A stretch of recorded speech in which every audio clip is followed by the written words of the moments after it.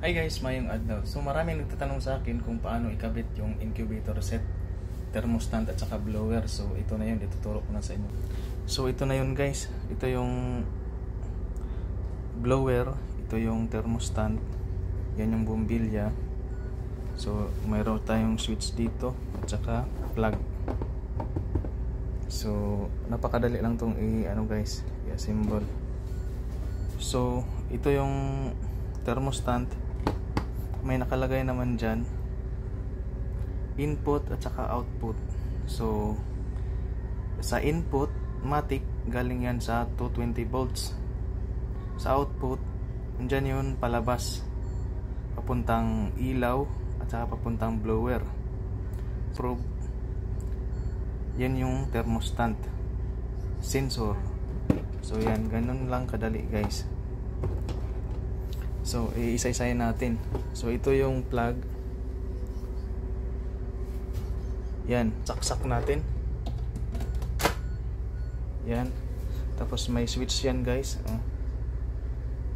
switch is papuntang input yan guys, input. Yan, ito yun. Tapos itong sa output, yan, output, ito yung papuntang blower, yung blower. Tapos ito yung nag-connect lang yan siya guys, connect, puntang ilaw. So ilaw natin, incandescent bulb, para sa mga sisiw yung nainit. So bali ang binili ko lang dito sa labas, ito yung connector, itong switch, plug, saka yung bulb, diyan kasama. Ito lang yung thermostat at saka blower ang nasa yellow basket. So para makita nyo, isaksak natin, i-on natin, on, yan guys. So itong thermostat natin, ang nakaset nito 37.3, ang pinakababa, pinakataas is 37.9. So nakaset na siya.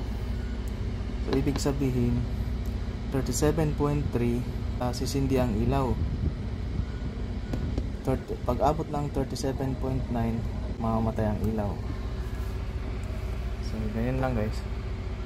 So para makita nyo, yun, nagumagana na guys,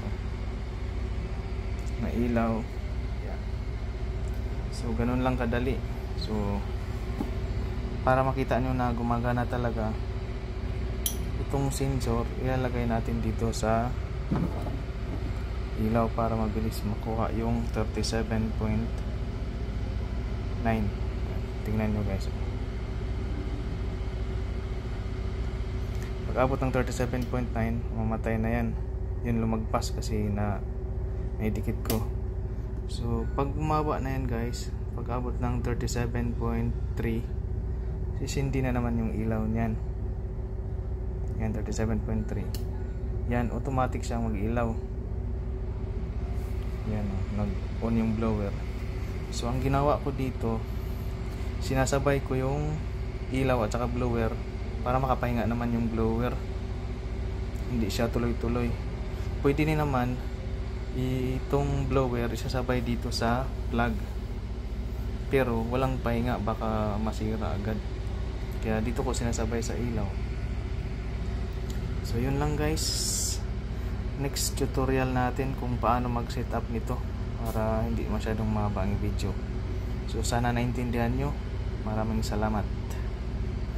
Mag order na kayo para masubukan nyo na rin dito sa mga small backyard nyo kung gusto nyo mag setup ng incubator. So yun lang. Maraming salamat and God bless. Happy farming.